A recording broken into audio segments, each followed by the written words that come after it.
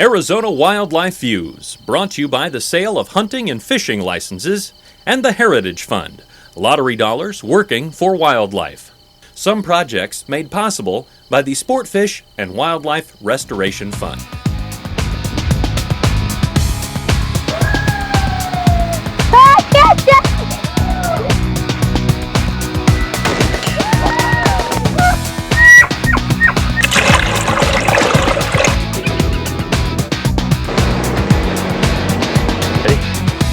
Find birds. Let's go.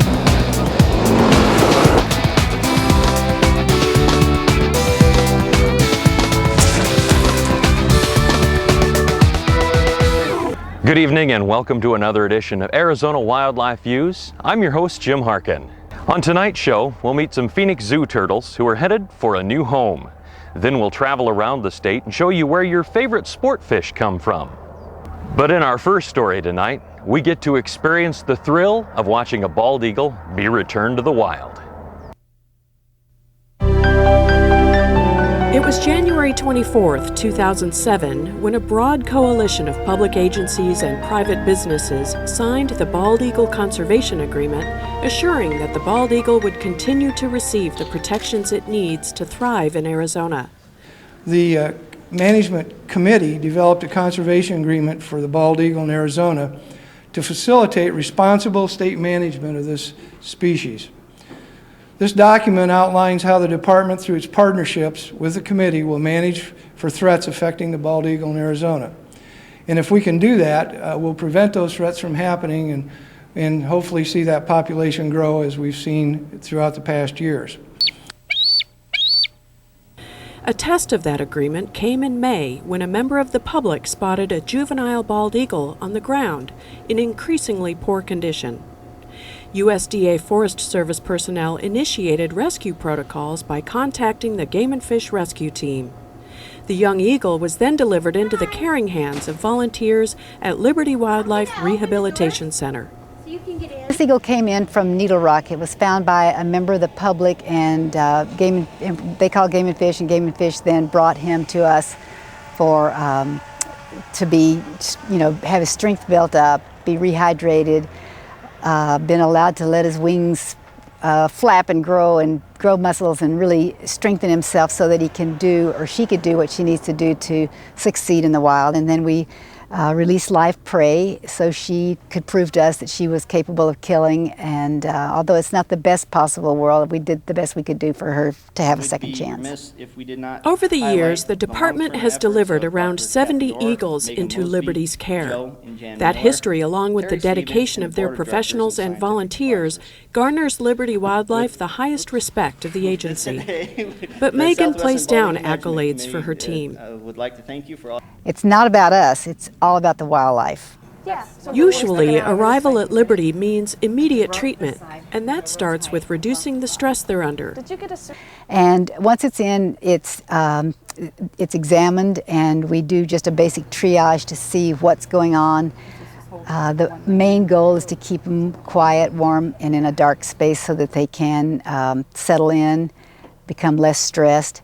The vets then look at them and decide what the protocol for treatment is. We carry that out for the length of time necessary. They stay inside in intensive care until it's possible for them to go out into a flight cage. One of the most important things, especially for young ones like this fledgling, is that we don't let them become imprinted in any way nor habituated to people, because generally that's what's gotten them in trouble to begin with. They go from the inside intensive care area to a flight cage, a 60-foot flight cage, where they stay until they're ready for release. In addition to being physically able to fly and catch their own prey, the birds also need something more: attitude. This bird has really what we call good attitude. She's filled with attitude, she's feisty, she fought us all the way, and that's what we like to see. I think it's what breeds success. On December 6th, almost 7 months after being rescued, rehabilitators, media, and department personnel met at Windy Hill at Roosevelt Lake to witness the successful release. Can I sit here?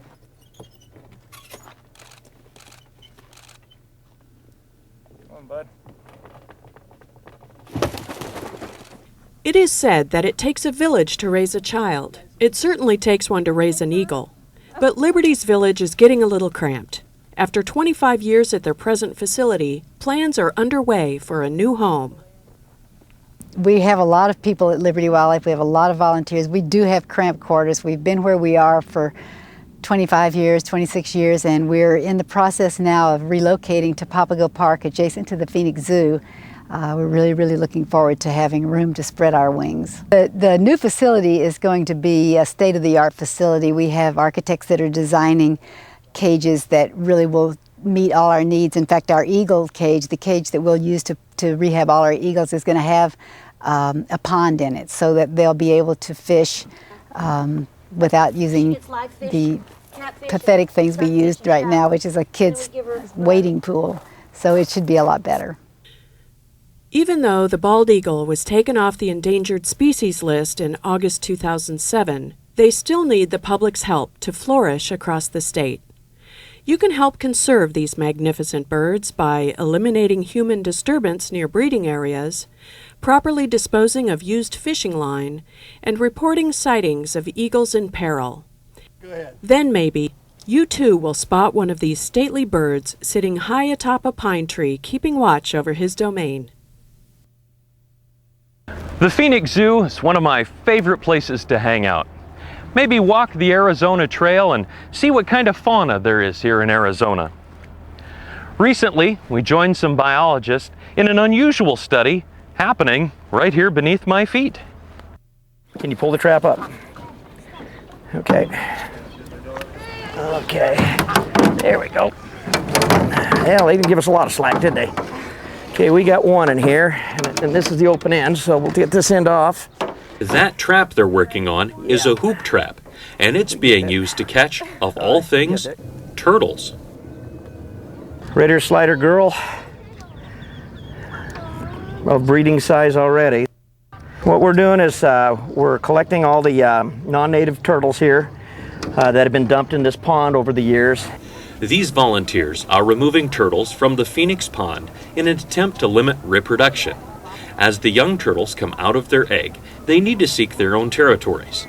If there is no room left in their birthing area, they will either die from not being able to compete with the older, more experienced animals, or they'll have to expand their territory.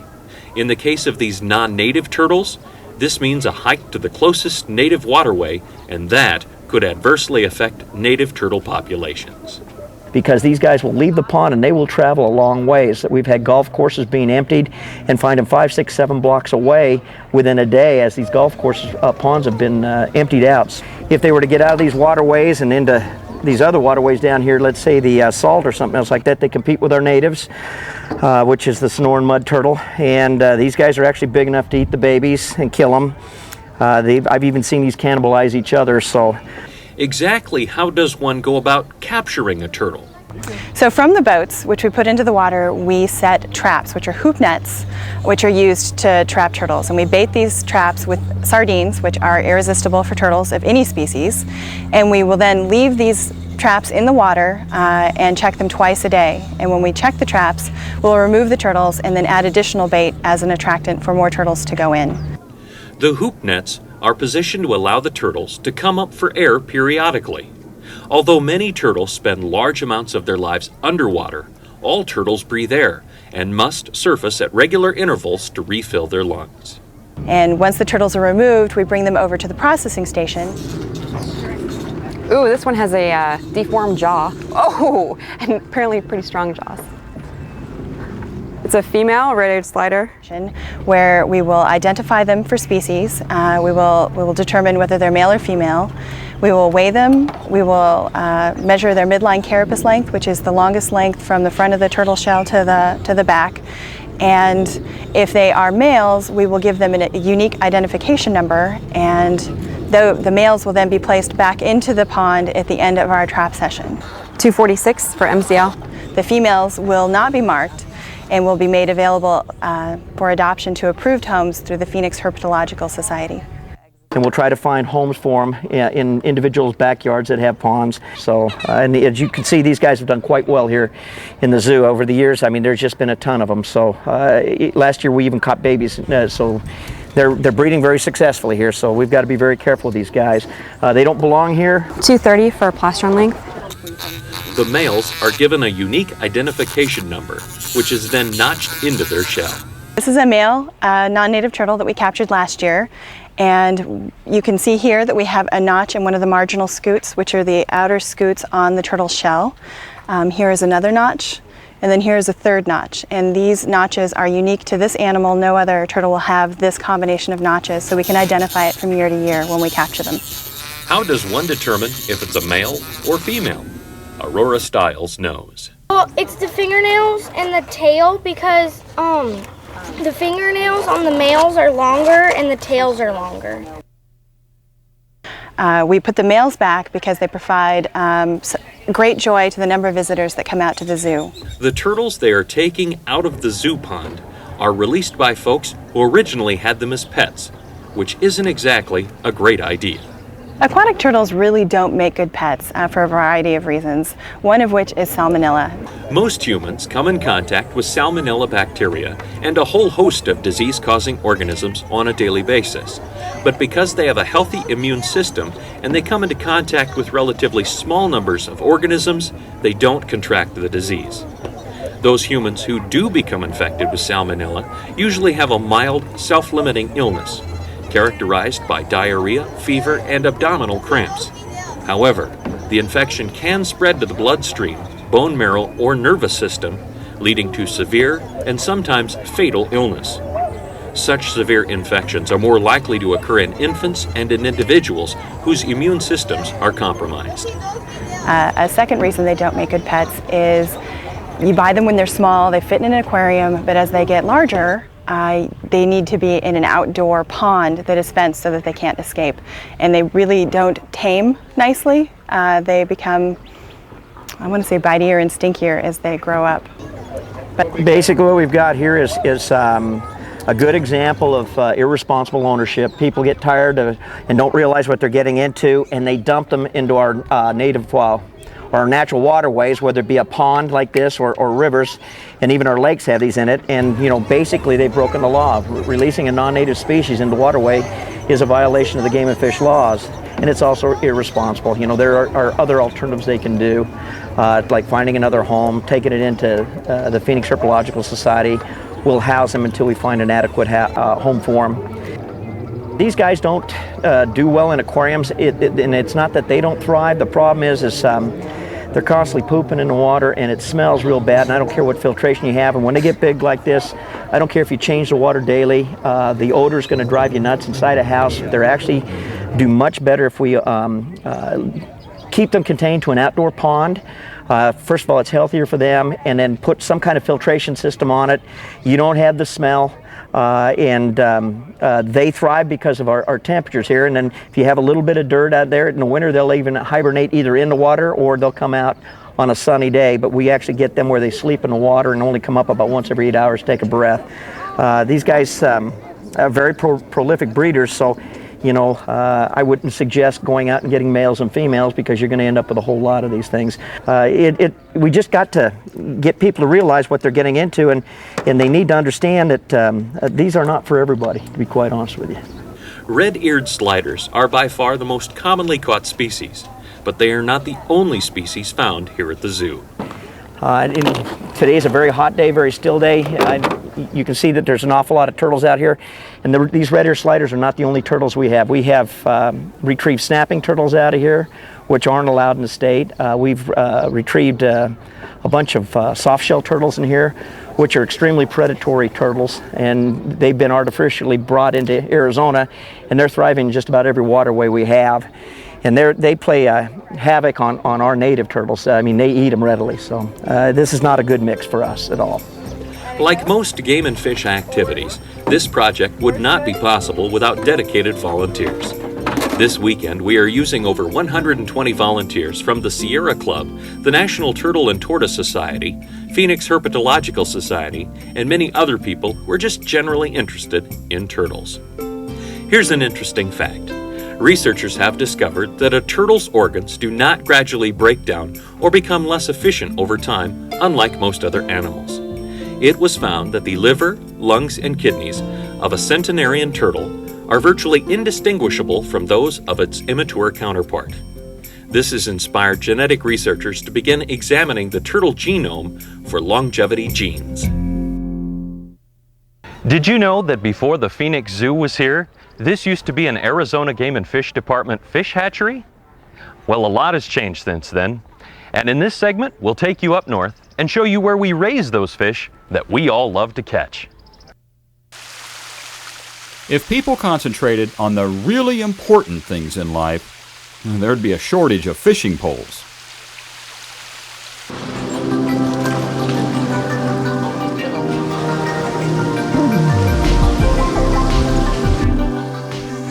There are a lot of anglers in Arizona who feel the same way. Just the time spent with a rod and reel with friends or in solitude can be golden.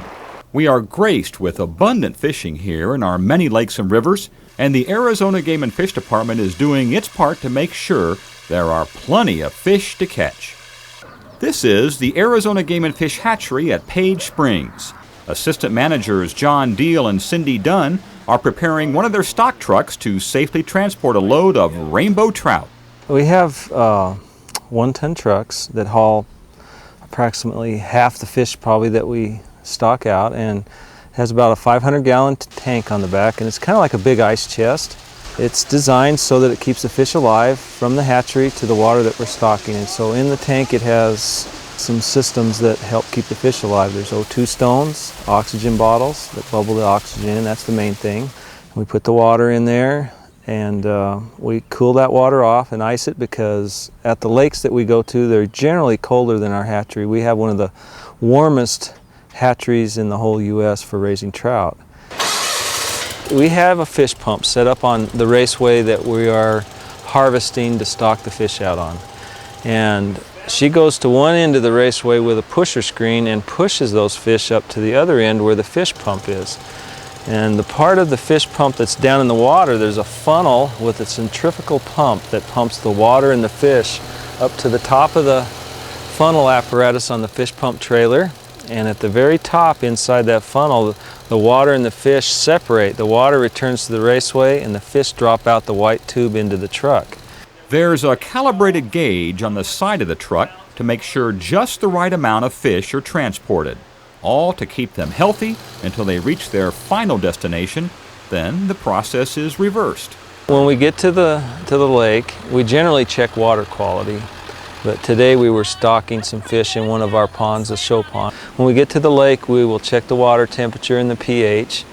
And then if they are within the good parameters that let fish survive after we've stocked them, and we shoot those fish out the back of the tank by opening a slide gate. In general, most places are stocked so that, say that 1,000 fish, 80% of those would be caught out within 2 weeks. That's generally the parameters they're looking at for fishing pressure. But getting the fish from the hatchery and into your favorite fishing hole is only a small part of the process. They raise almost 700,000 trout every year at this hatchery alone. And that takes a lot of manpower and a lot of fish food. We get 9 semi-loads a year, 44,000 pounds every semi-load. It's about 1,000 pounds a day this time of year. And it goes down a little bit. And other times of the year we're not stocking as many fish. This is the time of year in April and May when we're putting a lot of fish out so that the fishing through the summer months will be good for the fishermen. I always say you got to put up with a little rain, which is the splash, and getting wet working with the rainbows. So they're real aggressive and they splash you, and so I call that the rainbow rain. Page Springs is one of 6 hatcheries the Arizona Game and Fish Department operates throughout the state, and it's one of the largest. It sits on the picturesque banks of Oak Creek, just north of Cornville. Right next door is Bubbling Ponds Hatchery, which specializes in bass and bluegill, as well as native species. That's one of the reasons that hatcheries exist. They also are for raising these native fishes that we have over here, the razorback sucker and the Colorado pike minnow, so that they don't become extinct, let alone endangered as they are right now. All of the hatcheries welcome visitors every day of the year except for Thanksgiving and Christmas. Page Springs has a visitor center that leads you to take a self-guided tour of the facility, and you can even feed the trout in the show pond, which is great fun for the whole family, especially the kids. There are also walking trails from the parking lot that lead to remote areas of the property that are excellent for wildlife viewing. The Arizona Game and Fish Department partnered with the Northern Arizona Audubon Society to develop this aspect of the site. A lot of different birds fly through here. We get a lot of migratory birds, a lot of ducks in the winter. We get a lot of shorebirds flying through spring and fall, just here for a week and sort of resting up, and then they head out. And it's fun to see the Canadian geese flying over in the winter, and the eagles in the winter. With the abundant water and fish here, there are over 100 species of birds that visit this area. So many so that in 1990, the Page Springs runways had to be enclosed.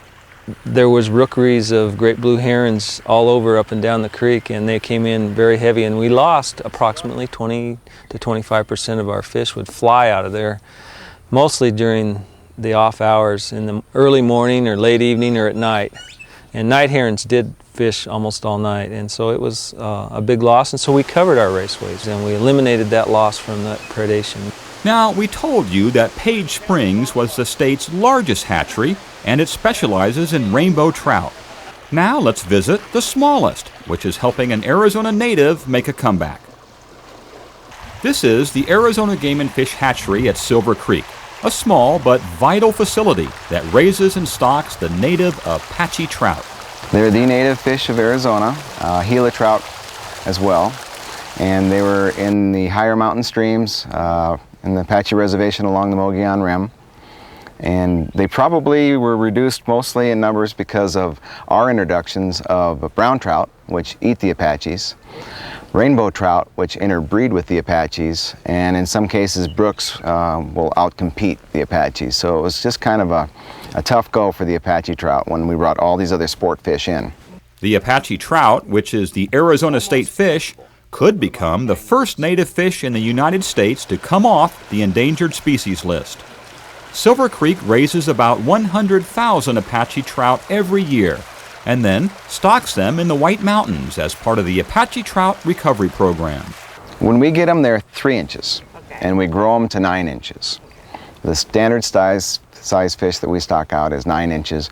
2.8 to the pound is our technical jargon. That means there's 2.8 fish in every pound. We stock the East Fork and the West Fork of the Black River, the Little Colorado River at Sheep's Crossing and at Greer, and here.